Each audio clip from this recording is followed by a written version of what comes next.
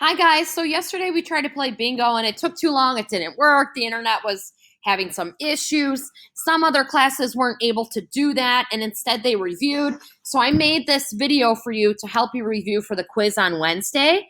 And what I would recommend that you do is you just go through these slides and try to practice, okay? So here's what I recommend that you do. Right now, grab a piece of paper. Ooh, ancient tool. Ooh. Hopefully you still have one around in your house, and then get a pen or a pencil.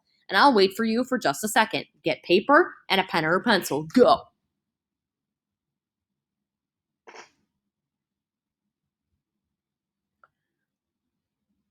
Okay, hopefully you stop the video if you still need to get that. But what you're going to do next is number your paper from 1 to 10. So go ahead and number your paper from 1 to 10.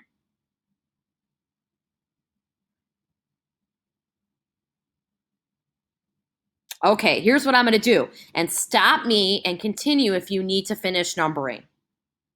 Okay, so I'm going to show you a picture of a lab tool, and as you can see on the screen, you're going to have 4 options, okay? And you're going to write down what lab tool you think that is. So let's start with number 1. Here we go. Is number 1 a flask, a graduated cylinder, a beaker, or a Bunsen burner? Write it down under number 1 on your paper. And don't worry too much about spelling, but which one do you think it is?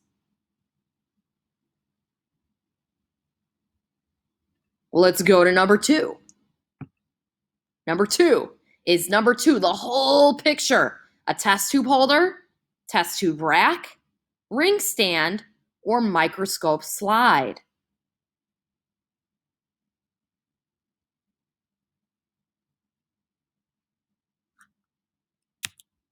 Number 3 is number 3, a test tube holder, a test tube rack, a funnel, or a beaker.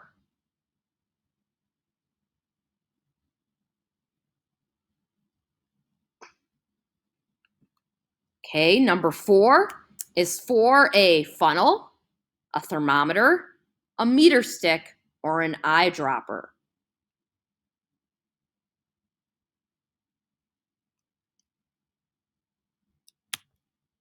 Number 5, and if I'm going too fast, stop the video and go back a little bit. But number 5, is this a test tube holder, a flask holder, tweezers, or tongs?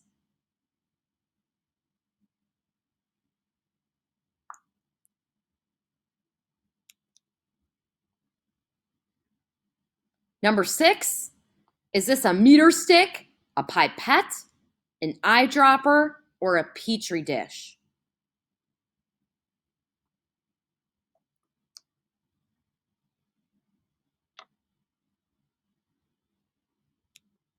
Number 7, is this a microscope slide, a pipette, an eyedropper, or a graduated cylinder?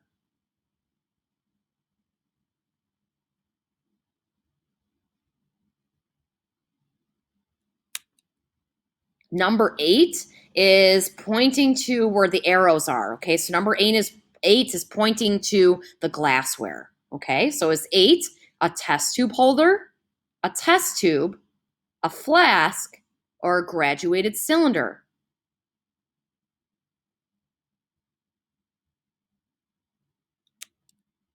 Number 9 is number 9 a flask, a beaker, a graduated cylinder, or a test tube? And here's a cute little hint. Oh, it's so cute. This little part right here kind of looks like a part on an animal. That should help you figure out which one one of these this is.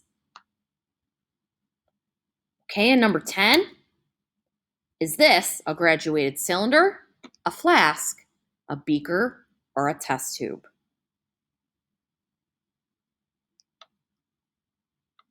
Okay, go back right now, and if you need to stop the video and go back to any of the numbers to look at them again, try to have all 10 filled out. Okay, here we go. We're going to go over the answers. Number 1, you should have said flask. Number 1 is a flask. Okay, flasks always have this rounder, larger bottom and a smaller, skinnier top. That's a flask. Okay. Number 2, this whole thing right here is called a test tube rack. Very much like a dish rack or something that would hold a rack of items, right? This is a test tube rack. It's a rack that holds test tubes, okay? Number 3, this one often gets confused with number 2, but number 3 is it holds the test tube. So number 3 is test tube holder. Okay, it holds a test tube. Number 4 is the funnel. It funnels larger liquids into smaller containers. Number 5 is not an elaborate nose picker, but instead it's the tongs. Okay, it allows you to hold a flask or some other kind of glassware. Tongs. Number 6 is an eyedropper. When you need a tiny, tiny little amount of liquid to add to your solution, you use an eyedropper. Number 7 is the eyedropper's cute little niece or nephew. It's a little tiny, even smaller amounts of liquid, a pipette. Pipette. Number 8 is just the glassware, so that's going to be called a test tube because it's a tube that you test stuff in, okay? Number 9, whoa, I went ahead of myself. Number 9, oh, the cute little hint is it kind of looks like a little beak on a bird, right? So that's called a beaker. Number 9 is a beaker. And then number 10, or number 10, is graduated cylinder. It's a long, tall cylinder, and it has graduated markings on it that tell you the amount. Okay? So that was just a quick little tools review. Hopefully you did it, and hopefully you did really, really well.